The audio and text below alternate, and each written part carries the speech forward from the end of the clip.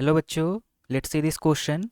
The question says the output voltage of a transformer connected to 220 volt line is 1100 volt at 2 ampere current. Its efficiency is 100%. The current coming from the line is. तो question में हमें input voltage on primary coil, output current on secondary coil and output voltage on secondary coil, ये तीनों चीज़ हमें दे रखा है और हमें पूछा गया है input current on primary coil, जो इनकमिंग करंट है प्राइमरी कॉयल पर, वो हमें पूछा गया है। इस क्वेश्चन को सॉल्व करने में जो की कंसेप्ट हम यूज करेंगे वो हमारा कंसेप्ट होगा कंसेप्ट ऑफ ट्रांसफॉर्मर्स। यहाँ हमें क्या क्या गिवन है? हमें गिवन है इनपुट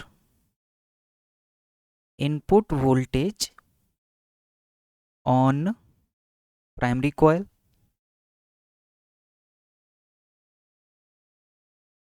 इसे हम डिनोट करते हैं Vp से, और ये हमें कितना गिवन है? 220 वोल्ट्स। सिमिलरली हमें गिवन है output voltage on secondary coil Vs, ये हमें गिवन है 1100 volts. Output current on secondary coil, ये भी हमें गिवन है Is, ये कितना गिवन है? 2 एम्पियर। हमें पूछा गया है इनपुट करंट, हमें Ip पूछा गया है। अच्छा, क्वेश्चन में ध्यान देने वाली बात ये है कि क्वेश्चन में हमें एफिशिएंसी दे रखा है 100%। इसका मतलब ये हुआ कि power at primary coil is equal to power at secondary coil, power at primary coil is equal to power at secondary coil, क्योंकि एफिशिएंसी 100% है। तो अच्छा, पावर होता क्या है? पावर होता है voltage into current.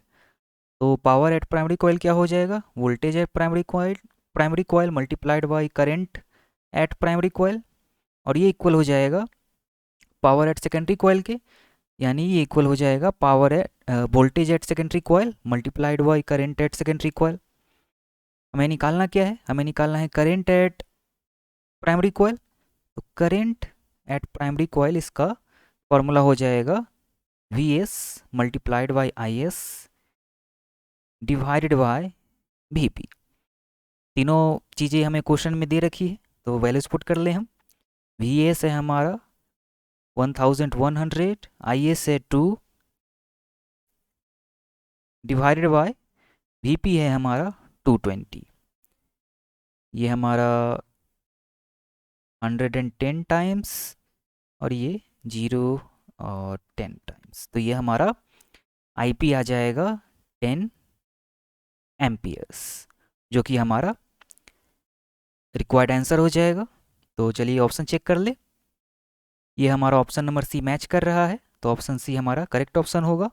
Hope you understood it well. Best of luck.